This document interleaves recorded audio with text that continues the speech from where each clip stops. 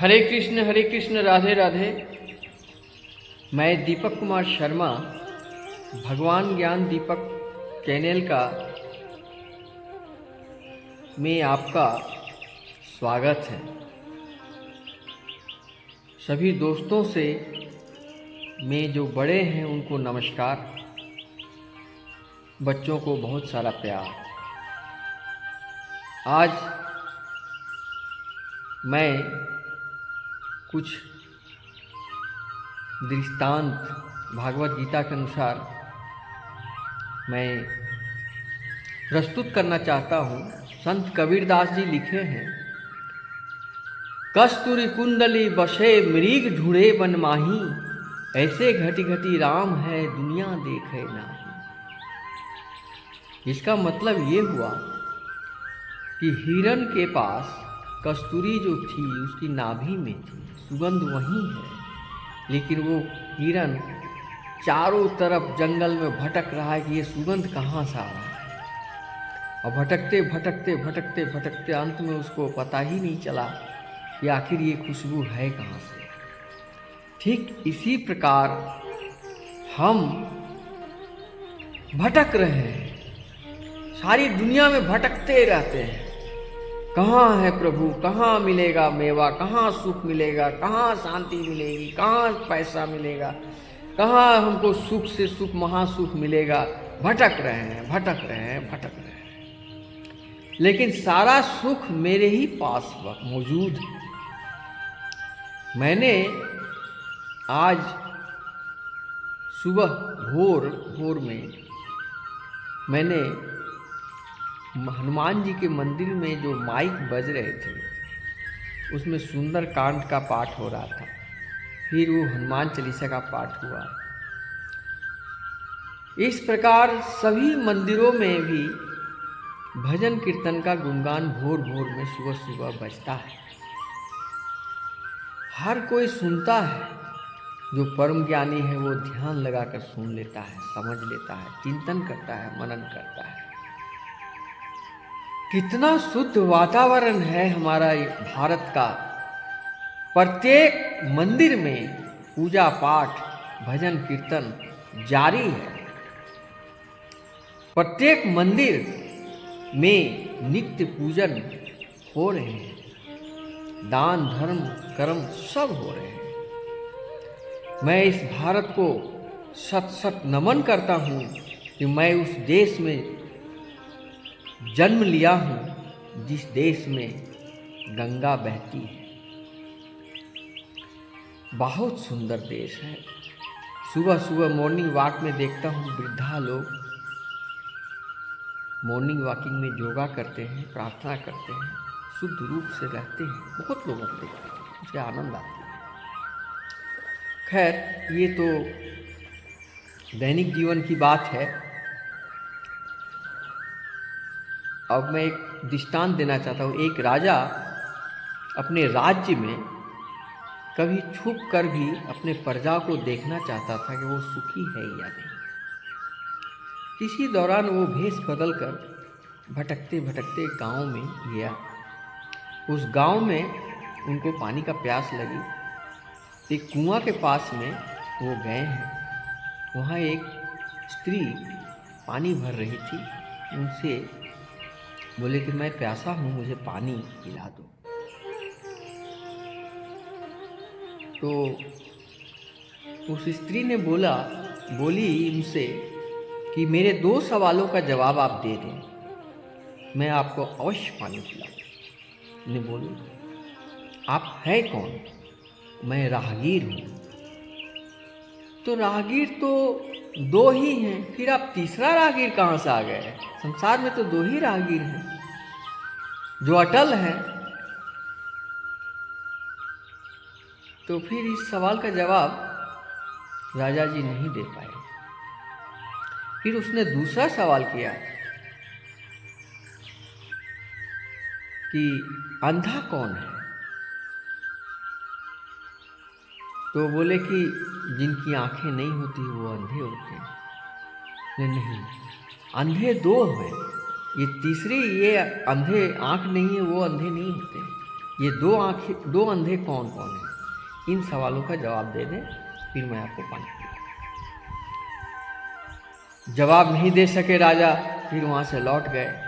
जाके अपने राजमहल में मंत्रियों से इस बात का प्रश्न किया गया, कोई जवाब नहीं दे पाया।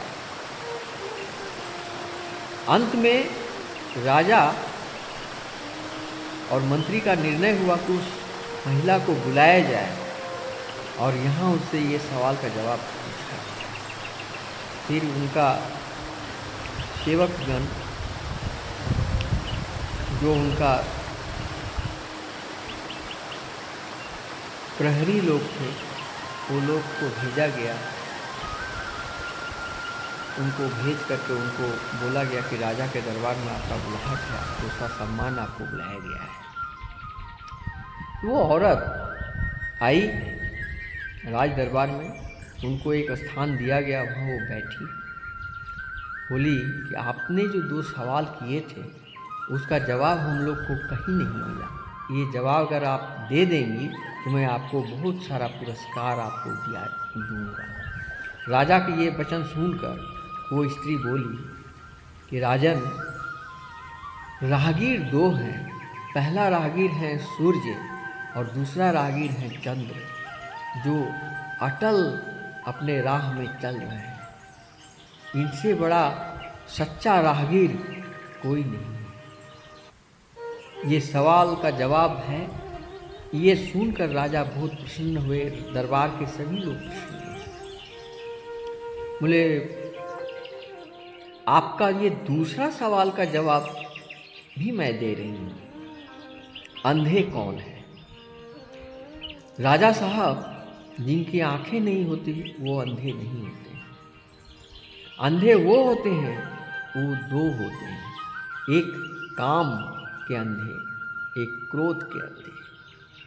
काम और क्रोध ये इतना अंधा बना देता है लोगों को कि उनको कुछ दिखाई नहीं देती। तो फिर ये बात सुनने के बाद राजा को परम आनंद आया, बहुत सही जवाब दी है। पूरे दरबार के लोग खुश हो गए और पुरस्कार देकर उस महिला को ससम्मान बिदागरी किए।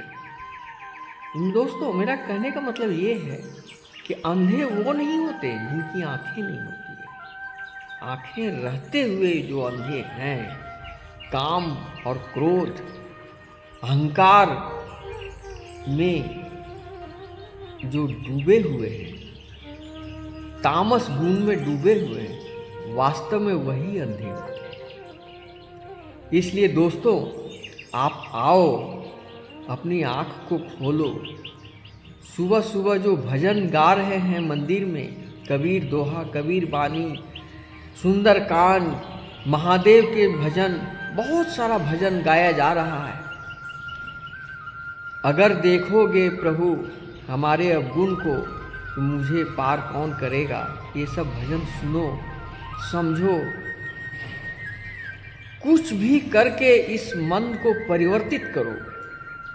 बहुत सारे रास्ते हैं, भजन सुनो, सुबह शाम कीर्तन सुनो, महाभारत गीता का पाठ करो, गीता का ज्ञान को अध्ययन करो। गीता में श्री कृष्ण अर्जुन से जो वानियाँ, अमृत वानियाँ बोले हैं, क्या बोले हैं, कब बोले हैं, कैसे बोले हैं, क्यों बोले हैं, इन सवालों का जवाब आपके पास अगर हो जाए तो इस क्वेश्चन को आप ढूंढिए। प्रत्येक सवाल का जवाब आपको गीता में मिल जाएगी। दुनिया में ऐसा कोई समस्या नहीं है जिसका समाधान नहीं है, गीता में उपलब्ध है। दूसरी बात, कैसे करेंगे आप जिंदगी को सार्थक? आइए इस बात पर ध्यान दें। इसके लिए आपको ध्यान लगाएं, एकाग्रचित होकर ध्यान लगाएंगे। ध्यान लगाएंगे तो ज्ञान होगा। ज्ञान होने के बाद आपको कार्य करने की क्षमता मिलेगी। कर्म 3 प्रकार के होते हैं, सत्कर्म, रजकर्म, तामस। सत्कर्म की ओर जाएं। अब सत्कर्म में भी 4 चीजें होती है। पहला है दया, जीवों पर दया करें, जीवों का रक्षा करें, जीवों का हत्या करके भक्षण मत करें, ये परम ज्ञान है। दूसरा सत्य, सत्य वचन बोलना अनिवार्य है। सत्य वचन सोचें, सत्य भावना रखें, सात्विक विचार करें, मन की शुद्धि यहीं से शुरू होगी। तीसरी है भक्ति। भक्ति के बिना संसार में कभी प्रभु नहीं मिल सकते हैं। भक्तों के बस में ही हैं भगवान। तमाम दृष्टांत आप देखे होंगे, मैं आपको क्या बताऊं दोस्तों। भक्ति में इतनी शक्ति है कि भगवान को झुकना पड़ जाता है। आपने एक नहीं हजारों दृष्टांत आप देखेंगे कि भक्ति में इतनी शक्ति है। चौथा आता है शुद्धि। शुद्धि, मन की शुद्धि, पूजन की शुद्धि, पूजा सामग्री की शुद्धि, मंत्र उच्चारण की शुद्धि, वैदिक मंत्रों द्वारा यज्ञ हवन कीर्तन करना, ये शुद्धि जरूरी है। अशुद्धि होकर कोई भी पूजा पाठ सफल नहीं हो सकता है दोस्तों। इसलिए 4 चीज को अपनाएं और उसके अनुसार कर्म शुरू करें। और कर्म करते समय किसी से कोई परामर्श न लें, स्वयं करें। अपने मन का विकास स्वयं करें। आपका कोई अपना नहीं है, कोई पराया नहीं है, ये भ्रम में मत रहें। आप किसी से प्यार करते हैं, किसी मनुष्य से प्यार करते हैं, किसी सुंदरी नारी से प्यार करते हैं, बहुत प्यार करते हैं। जितनी गहरा प्यार करेंगे आपको उतना ही गहरा दुख मिलने वाली है। पत्नी से प्यार, पुत्र से मोह, गर्लफ्रेंड, बॉयफ्रेंड, बहुत सारे देखे मैंने जिंदगी में, कोई काम नहीं आता है। जब आपका शरीर निर्बल हो जाएगी और धन नष्ट हो जाएंगे, बल नहीं रहेंगे, कोई नहीं पूछेगा, कोई नहीं देखेगा। एकमात्र देखेगा तो है परमात्मा। इस मटेरियल वर्ल्ड में, संसार में कुछ भी आपका नहीं है। गीता में, गीता सार में, 8वां अध्याय गीता सार में कहे हैं कि क्यों रोते हो, क्यों व्यर्थ की चिंता करते हो। जो लिया यहीं लिया, जो दिया यहीं दिया। आज तुम्हारे पास जो है कल किसी और का था और कल किसी और का हो जाएगा। व्यर्थ की चिंता क्यों करते हो? कहाँ भटके हुए हो? वही कस्तूरी कुंडली बसे मृग ढूंढे बनमाही, ऐसे घटघटी राम है दुनिया देखे नहीं। इस प्रकार भटको मत। ये भटकी हुई जिंदगी से मुक्त हो जाओ। गीता का अध्ययन करो और अपने दिमाग को जगाओ, माइंड को जगाओ। ये माइंड ही एक ऐसा चीज है जो एक हवाई जहाज से लेकर ऑटो तक, एक घड़ी तक, सारा सब कुछ निर्माण यही दिमाग का ही देन है, माइंड का ही देन है। इस माइंड में इतनी ताकत है और इतनी शक्ति है कि एक खाकपति भी अमीर बन सकता है। एक अच्छा जिंदगी जीने के लिए जो बुद्धियां चाहिए वो इन माइंड में है, लेकिन उसको जगाओ, परमात्मा में लगाओ। परम परमेश्वर श्री कृष्ण विश्व चराचर के स्वामी हैं। अर्जुन को वो विराट रूप में दर्शन दिए थे, तब जाके उनका मोह भंग हुआ था। ये मोह में मत पड़ो, माया में मत पड़ो। अब माया के बारे में बताता हूं। नारद जी भगवान से बोले कि मुझे माया क्या है दिखाएं। बोले चलो दिखाता हूं। तो जाते जाते रास्ते में उनको प्यास लगी, विष्णु भगवान को प्यास लगी, बोले जाओ पानी लेके आओ। तब उन्होंने एक गांव में एक दरवाजा खटखटाया। वहां एक दरवाजा में एक स्त्री मिली उनसे बोले कि हमको एक गिलास पानी दो। तो फिर वो स्त्री को देखकर वो मोहित हो गए। फिर उनसे वो इतनी मोहित हो गए कि उनसे विवाह कर लिए, उनसे बच्चे हुए, उनसे सांसारिक जीवन बिताए। पूरी जिंदगी बिताने के बाद फिर उनकी मौत हो जाती है। मौत होने के बाद में फिर वो आते हैं तो उनके पीठ पर किसी ने हाथ दिया। तो बोले, विष्णु भगवान बोले कि अरे तुम पानी लेके अभी तक नहीं आया, आधा घंटा से तुम्हारा इंतजार कर रहा हूं। बोले, प्रभु आप आधा घंटा, मैं तो पूरा जिंदगी बिता कर आ रहा हूं। बोले, यही माया है, एक पल में तुमको पूरी जिंदगी दिखा दिया मैंने। इस प्रकार के बहुत सारी कथाएं हैं। इसी को कहते हैं माया। माया का अंत नहीं है।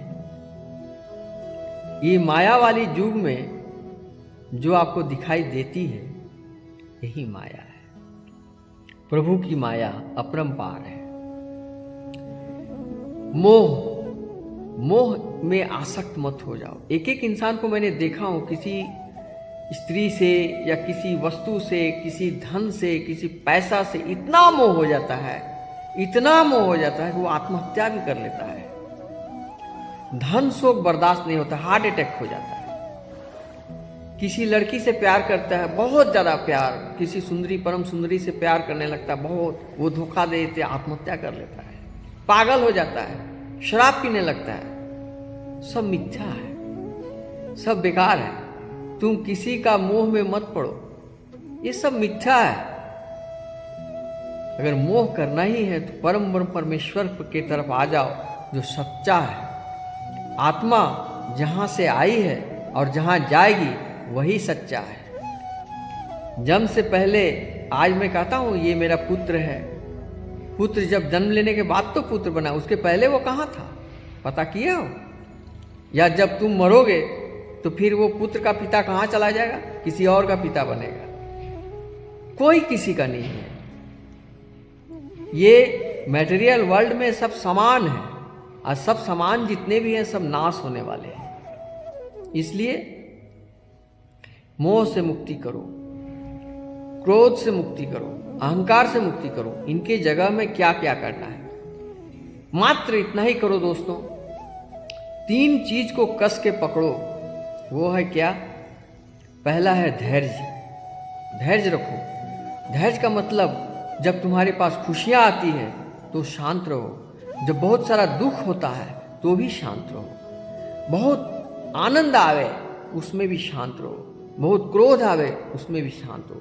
सुख दुख जीवन का आना जाना लगा रहता है दोस्तों, इसमें धैर्य धरना बहुत जरूरी है। दूसरा आता है आत्मबल, सेल्फ कॉन्फिडेंस। कभी मत खोना, चाहे तुम खेल के मैदान में हो, सर्विस में हो, जंग में हो, बॉर्डर में हो, सांसारिक जीवन में हो, खेती गृहस्थी में हो, जहां तुम्हारा आत्मबल घट गया तुम वहीं परास्त हो जाओ। इसलिए आत्मबल को कभी कमजोर होने मत देना। ये हो गया दूसरा। तीसरा है चरित्र। चरित्र को हर परिस्थिति में कभी खोना नहीं। एक बार चरित्र नष्ट हो गई तो ये दोबारा आपको मिलने वाला नहीं। फिर आपको उस जानवर से और आप में कोई अंतर नहीं रह जाएगा, कुत्तों वाली जिंदगी हो जाएगी। इसलिए चरित्र को बचाए रखें। स्त्री हो या पुरुष हो, चरित्र जरूर बचा के, चरित्र को मत खोना। अगर ये खो देते हैं तो आप अशुद्ध हो गए। खैर ये माना जाता है, लेकिन अगर आप इससे कोई भूल अनजान बस हो गई है, कोई बात नहीं, उसका भी समाधान गीता में है। अगर आप गीता का अध्ययन करेंगे तो आप दया, सत्य, भक्ति, शुद्धि करें तो आप पूरे शरीर शुद्ध हो जाएंगे। ये आत्मा कभी न अशुद्ध है न शुद्ध है, न आत्मा न कभी मरती है न जन्म लेती है। आत्मा अमर है। आत्मा को कोई न जल में डुबा सकता है, न आग जला सकती है, हवा सुखा न उड़ा सकती है, न इसको कोई भी नुकसान या कोई हत्या या कोई ऐसा तलवार से काट नहीं सकती इस आत्मा को। ये आत्मा अमर है और ये आत्मा का जो मूल जन्मदाता है वो है परमात्मा, परम आत्मा। वहीं जाकर ये मिलेगा। इस आत्मा को परमात्मा में मिल जाना है। तो जब आपको पता है कि आत्मा परमात्मा का है और आत्मा जब तक है तब तक ही आप जीवित हैं, तब तक ये शरीर मेटेरियल वर्ल्ड काम कर रहा है, तो क्यों नहीं आत्मा के साथ परमात्मा में मिल जाया जाए? क्यों नहीं परमात्मा के पास चला जाए? अब परमात्मा के ढूंढने के लिए कहाँ जाना होगा? कहीं जाना नहीं है, आपके आत्मा के अंदर ही परमात्मा है, उसको जगाओ। भगवान श्री राम का नाम लो, श्री कृष्ण का नाम लो, राधे का नाम लो, जो जिस पर विश्वास है उसका नाम लो। क्रिश्चियन लोग प्रभु यीशु को ही भगवान मानते हैं, वही भगवान है। बौद्धिक लोग भगवान बुद्ध को भगवान मानते हैं, वही भगवान है। सब में भगवान, अल्लाह भी गॉड है। अल्लाह, पूरे इस्लाम धर्म वाले अल्लाह को परमात्मा मानते हैं, वही भगवान है। जिस पर आपको विश्वास है वही भगवान है। सब में मैं ही हूँ। श्री कृष्ण बोले हैं कि सब में मैं ही हूँ। पूरे ब्रह्मांड में जितने भी देवता लोग हैं सब में मैं ही हूँ। कहाँ जाओगे? किसी को भी पूजा करोगे अंत में मुझे ही पूजा हो जाएगी। किसी भी देवता का आराधना करो, वो आराधना का अंत मेरे ही पास रहेगा। कितनी सुंदर वानियाँ। सारे भ्रम टूट जाते हैं। कोई पराया नहीं, कोई अपना नहीं, कोई सुख नहीं, कोई दुख नहीं, कोई धनवान नहीं, कोई गरीब नहीं, कोई सोना नहीं, कोई मिट्टी नहीं, सब इक्वल है, सब एक है।